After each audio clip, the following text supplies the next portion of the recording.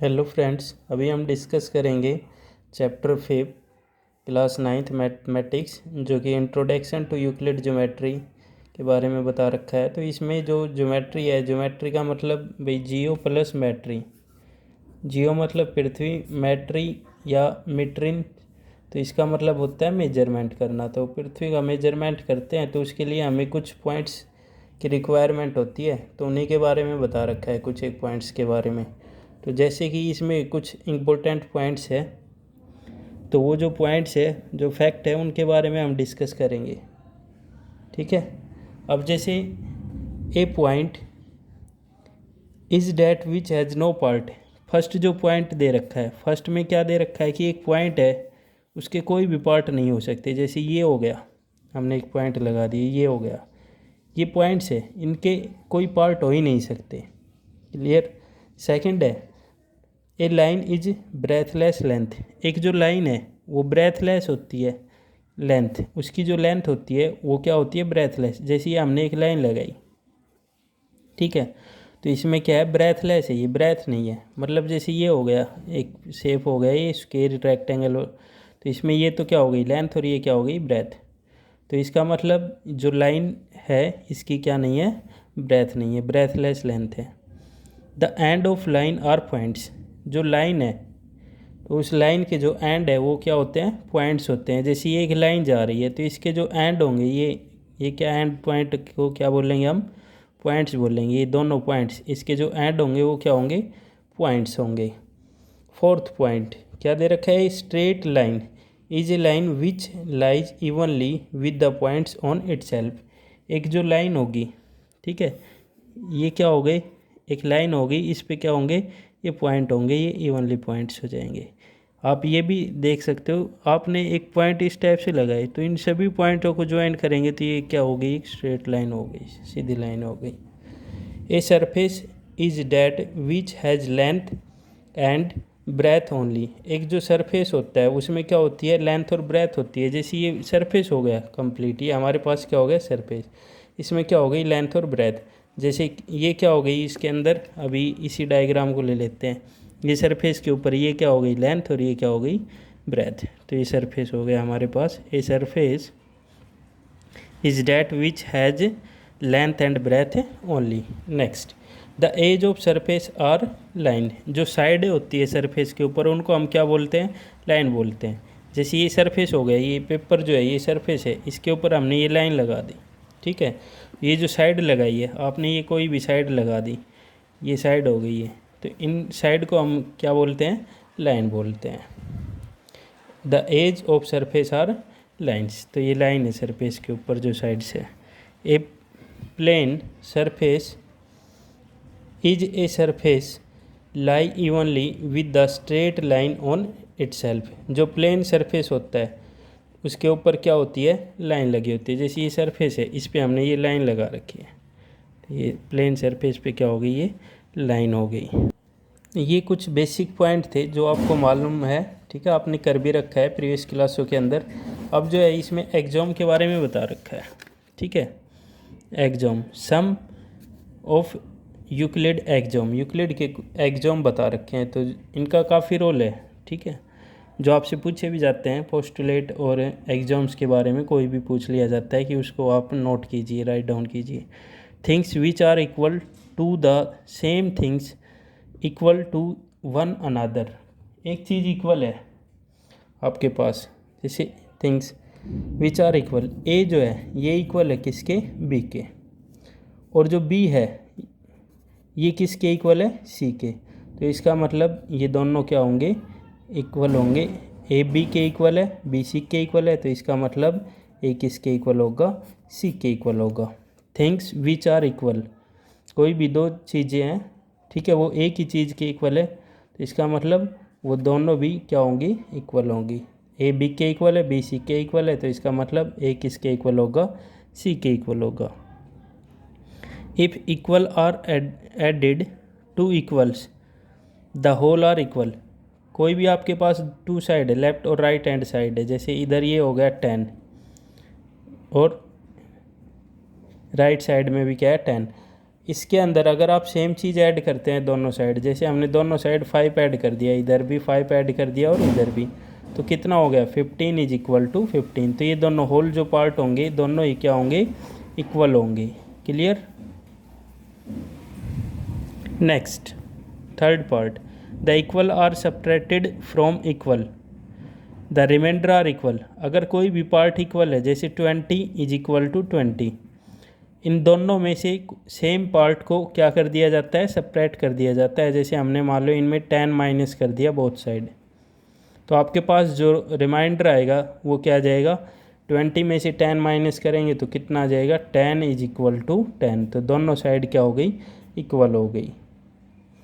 Things which coincident with one another are equal to one another. Things, अगर coincident की बात कर रहा है ये, थिंग्स विच आर कोइंसिडेंट, ये हो गई एक लाइन हो गई, ठीक है। कोइंसिडेंट का मतलब इसी के ऊपर दूसरी लाइन हो गई, तो इसका मतलब ये दोनों क्या है, इक्वल है, सेम पॉइंट आ रहे हैं। या ऐसा समझो आप, ए बी एक लाइन हो गई, ए बी, आप इसको क्या नोट कर सकते हैं, बी ए। तो ये दोनों क्या है, इक्वल है, चाहे आप इसको ए से बी तक नोट करो या बी से ए तक नोट करो।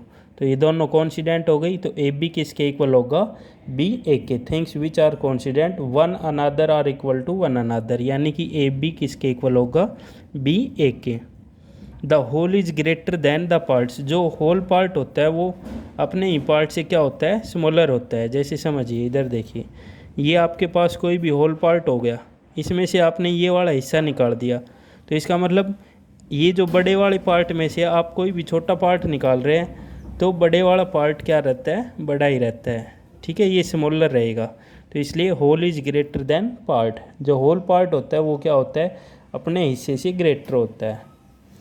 Things which are double of the same things are equal to one another, इसमें क्या दे रखा है भाई, डबल है। जैसे 2a है, ये मान लो इक्वल है किसके, b के इक्वल है, और 2a है डबल, ये किसके इक्वल है, c के। कोई भी डबल है, जैसे ये डबल कर रखा है किसी पार्ट का, वो इक्वल है b के। और सेम थिंग्स, यही जो है एक अनदर थिंग्स के क्या हो रहा है, इक्वल आ रहा है। तो इसका मतलब इसका डबल बी के इक्वल है, और सेम ये चीज़ सी के भी इक्वल है, तो इसका मतलब बी और सी भी क्या होंगे, इक्वल होंगे। Things which are halves of the same things are equal to one another. अभी इनका जैसे हाफ दे रखा है, ठीक है, 2a का हाफ कर लेते हैं, तो 2a यानी कि हाफ दे रखा है, a/2 इक्वल है b के, और क्या दे रखा है, a/2 इक्वल है c के। थिंग्स विच आर हाफ, ये आपने जो थिंग्स थी इनका हाफ किया, ये b के इक्वल है और ये c के इक्वल है, तो इसका मतलब b भी किसके इक्वल होगा, c के इक्वल होगा। ये हमारे पास क्या थे, एक्सोम थे, ठीक है। इसके बाद आते हैं पोस्टुलेट। यूक्लिड पोस्टुलेट वर फॉलोइंग, यूक्लिड के कुछ पोस्टुलेट है जो आपके पास गिवन है। जैसे a straight line may be draw from any one points to another points, दो पॉइंट है, दोनों पॉइंट को ज्वाइन करेंगे तो क्या मिलेगी आपको, एक स्ट्रेट लाइन मिलेगी। A terminated line can be produced infinitely, एक टर्मिनेटेड लाइन है, जैसे ये हो गई, यहाँ पे ख़त्म हो गई टर्मिनेटेड, तो इसको आप क्या कर सकते हैं, दोनों साइड कितना भी एक्सटेंड कर सकते हैं। आप इस साइड भी इसको आगे तक प्रोड्यूस कर सकते हैं और इस साइड भी क्या कर सकते हैं, प्रोड्यूस कर सकते हैं। तो ये terminated line can be produced infinitely, आप कितना भी आगे तक बढ़ा सकते हैं। ए circle can be draw with any centre and any radius, एक सर्कल आप ड्रा कर सकते हैं कोई भी सेंटर लेके, कितनी भी रेडियस लेके। आपने यहाँ पे एक सेंटर लिया, यहाँ से आप सर्कल ड्रा कर दो कितनी भी रेडियस लेके। आपने यहाँ पे कोई भी सेंटर लिया, ठीक है, यहाँ से आप कितनी भी रेडियस लो, एक सर्कल ड्रा कर दो। तो a circle can be draw with any centre and any radius, all right angle are equal to one another, सभी राइट एंगल क्या होते हैं, इक्वल होते हैं। ये राइट एंगल लिया आपने 90 डिग्री का हो गया, इधर ये 90 का हो गया, नहीं, तो ये सभी के सभी क्या होंगे, इक्वल। आप जो भी राइट एंगल लेंगे वो सारे राइट एंगल क्या होते हैं, एक दूसरे के इक्वल होते हैं। फिफ्थ पोस्टुलेट काफ़ी इम्पोर्टेंट है, पूछा भी जाता है कई बार।